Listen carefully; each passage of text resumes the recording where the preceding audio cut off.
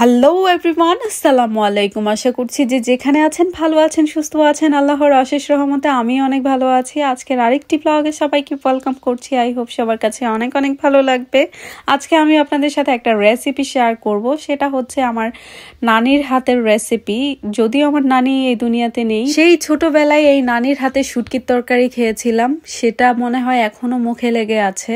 তো যাই হোক, সেটা আবার আমি আমার আম্মুর কাছ থেকেও জিজ্ঞেস করেছি যে এভাবে নানি আগে রান্না করতো শুটকির তরকারি, আর খুবই ভালো লাগতো। একদম ভাজা ভাজা করে রান্না করতো, আর যাই রান্না করতো না কেন আমার নানির হাতের রান্না একদম অমৃতের মতো স্বাদ ছিল আর খুবই টেস্টি লাগতো। অনেক মজা ছিল নানির হাতের রান্না। এখানে দেখতে পাচ্ছেন আমি কিন্তু পরিমাণ মতো অলিভ অয়েল তেল দিয়ে দিয়েছি, সাথে পেঁয়াজ আর রসুন কুচি দিয়েছি।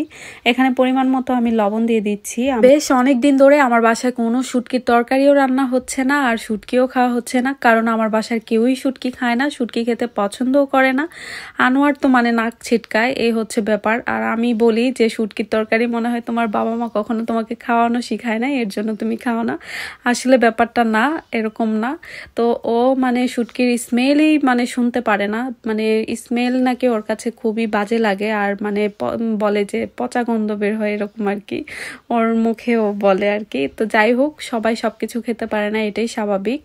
আমার কাছে তো অনেক বেশি ভালো লাগে শুটকির তরকারি। তো যাই হোক, তো এখানে দেখতে পাচ্ছেন পরিমাণ মতো কিন্তু মরিচের গুঁড়া দিয়ে দিয়েছিলাম আর আদা রসুন পেস্ট দিয়েছি। এখানে দিয়ে দিচ্ছি আমি হলুদের গুঁড়া আর সাথে দিয়েছিলাম ধনে পাউডার।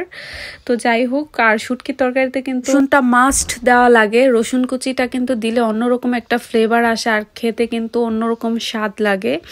আর দেখতে পাচ্ছেন আমি কিন্তু ভালোভাবে কষিয়ে নিব। কষিয়ে নেওয়ার পরে কিন্তু এর মধ্যে আমি শুটকিগুলো দিয়ে দেব।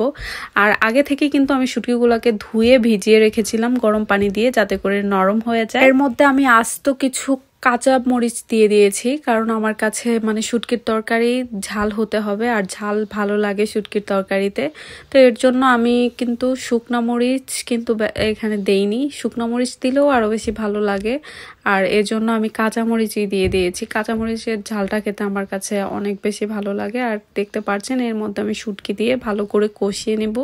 কষিয়ে কিন্তু ঢাকা দিয়ে রেখেছিলাম 5 মিনিটের মতো, এই আর কি। আর ভাজা ভাজা করেছিলাম। এভাবে শুটকিটা রান্না করে খেয়ে দেখবেন গরম ভাতের সাথে, এত বেশি টেস্টি লাগে আর এত বেশি মজা লাগে।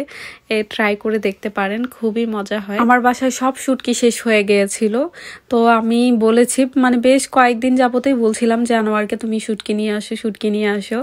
তো বলে যে শুটকি না খেয়ে তুমি অন্য কিছু খাও, অন্য কিছু এনে দিয়ে। আমি বলছি না, আমার শুটকিই লাগবে। তো আমার জন্য শুটকি নিয়ে আসছে। আর বলেছিলাম যে সাথে চাপা শুটকি নিয়ে আসার জন্য, ও আমাকে লইটা মাছের শুটকি নিয়ে আসছে। তো এই তো দেখতে পাচ্ছেন আমি লইটা মাছের শুটকি কিন্তু রান্না কমপ্লিট হয়ে গেছে আর আমি খেতেও বসে গেছি। খুবই ভালো লাগে।